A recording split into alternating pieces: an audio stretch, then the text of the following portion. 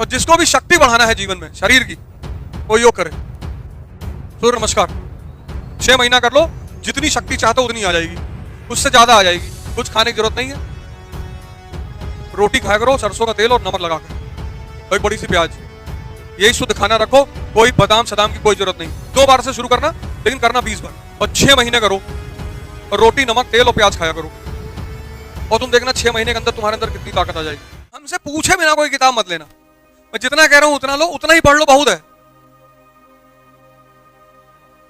दवा डॉक्टर वाली खरीदो जो डॉक्टर लिख रहा है, यूट्यूब वाली खरीदोगे ना तो हार्ट फेल हो जाएगा।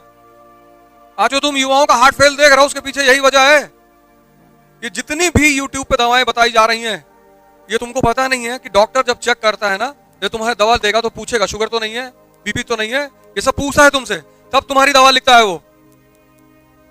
अब तुमको बीपी की प्रॉब्लम है और तुमने कोई दवा सुन ली यूट्यूब पे और खा लिया, बीपी बढ़ा दिया, हार्ट फेल, फिनिश, शूट कर गया, खत्म हो गए तुम।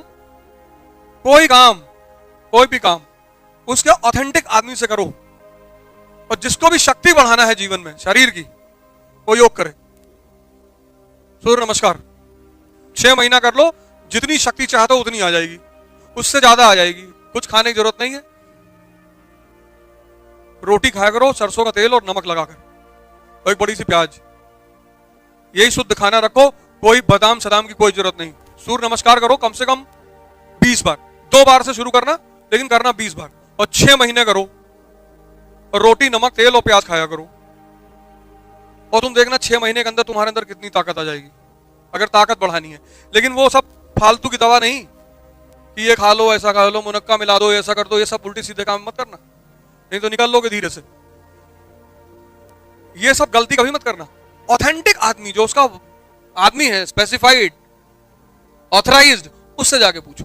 देखो कितने लोग शुगर के पेशेंट है, और शुगर की बीमारी की कोई दवा नहीं, एक ही दवा है, वो मुझे पता है। हाँ बिल्कुल बिल्कुल बिल्कुल बिल्कुल, पकड़ लिए तुम। कौन बोला? हाँ, बस उसके सिवा कोई दवा ही नहीं, उसके सिवा सब बेवकूफ बना रहे हैं। डायबिटीज रिवर्सल कर देंगे, फलाना कर देंगे, कुछ ना कर पाओगे। उसका रिवर्सल हो सकता है पर उसकी थोड़ी मेहनत करनी पड़ेगी। डायबिटीज की एक ही दवा है, पसीना बहाओ। 1 लड्डू 5 किलोमीटर, 1:5, 2 लड्डू 10, 4 लड्डू 20, और पूरा डिब्बा खा गए तो यहां से आगरा भाग गए।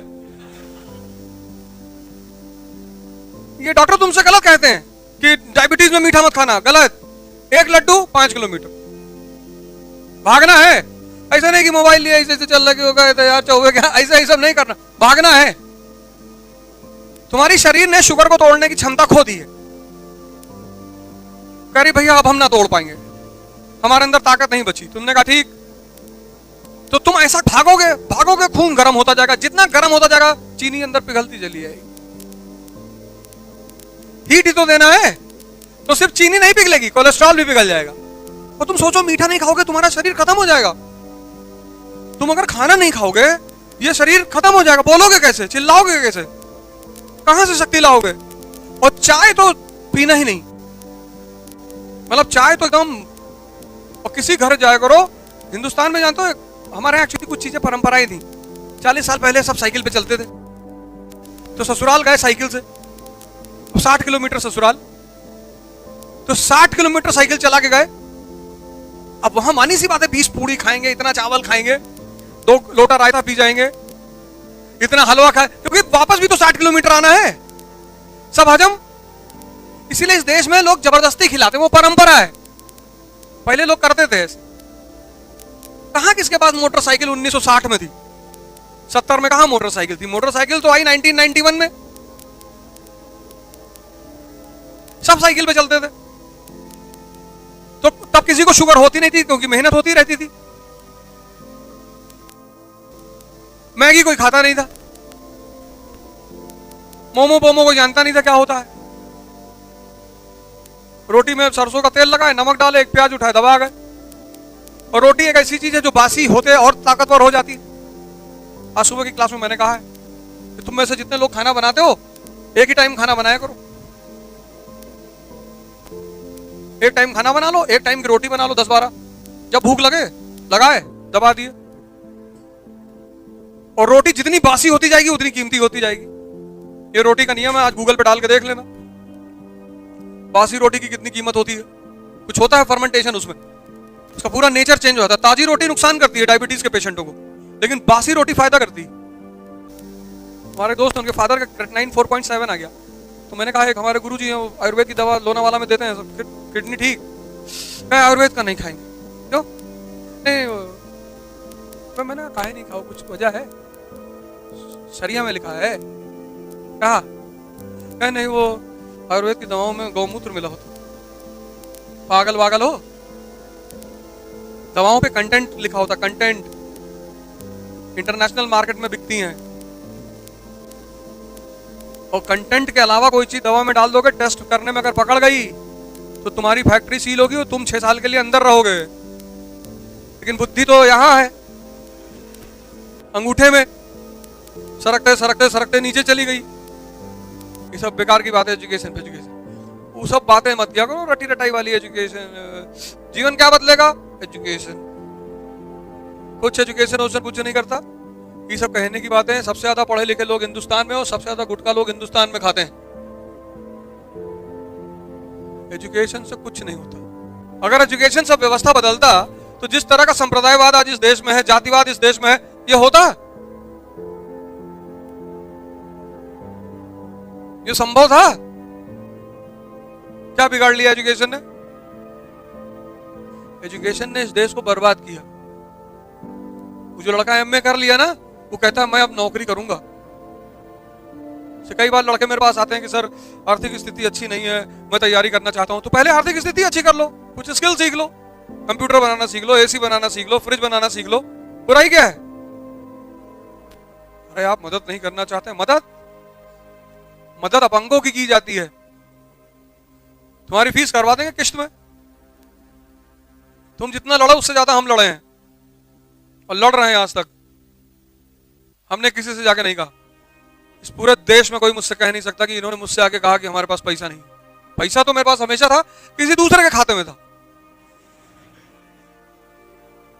वो मुद्दा नहीं था कि पैसा नहीं है, दूसरे के खाते में आ जाएगा।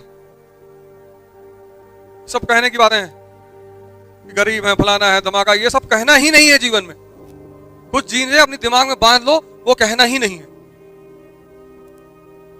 गरीब नहीं कहना है, ये कहना है कि इस वक्त पैसे की व्यवस्था नहीं है। जिससे बात करो, अगर तुम्हारे पास पैसा नहीं तो उससे ये बोलो कि अभी मेरे पास पैसे की व्यवस्था नहीं। उससे ये मत कहो मैं गरीब हूं। साइकोलॉजिकली वो तुम्हें अंदर से कमजोर करता है, तुम्हारे अंदर हीन भावना पैदा करता है। मुकेश अंबानी है और हम हैं, तो हम उनके सामने गरीब हैं? वो जाए कहीं यूनिवर्सिटी में पढ़ाने के लिए, कोई नहीं आएगा।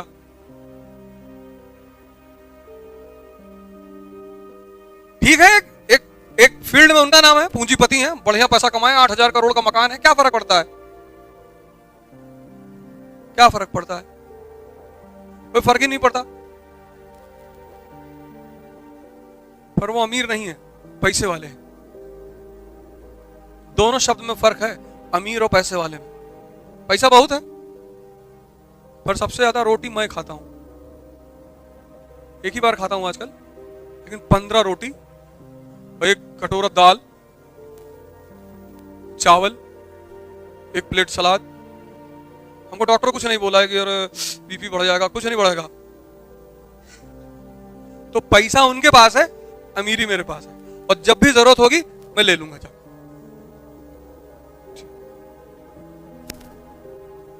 तुम्हारे जीवन में कुछ बिगड़ा थोड़ी, तुम्हारे जीवन में कॉन्सेप्ट्स बिगड़ गए, और उन कॉन्सेप्टों ने तुम्हारे पास हीन भावना। सुबह जो लोग क्लास लेने आए थे उसमें फिर 5-6 लोग आए, फोटो खिंचवा ले। यार ये सब मत क्या करो यार। जो काम मैं नहीं करता वो मेरे साथ कोई करता, मुझे बहुत अजीब सा लगता है। ये सब बेवकूफी भरी बातें मत क्या करो। फोटो खिंचवा ले, मंत्री जी आए होंगे वे मंत्री, हम क्या करें? ये सब बेवकूफी वाले काम मत क्या करो। आए हो, पढ़ो चुपचाप, तुम्हारी भी इज्जत है, सम्मान है, किताब उठाओ, जाओ अपने घर। कल आईएएस में पहली रैंक आ जाएगी, मेरा मन कहेगा तो मैं साथ में खिंचवा लूंगा। यूपी कैडर अगर तुमको मिल गया तो। मणिपुर मिला तो हमारा तो किसी काम के हो नहीं। सिंपल, बहुत सीधी सी बात।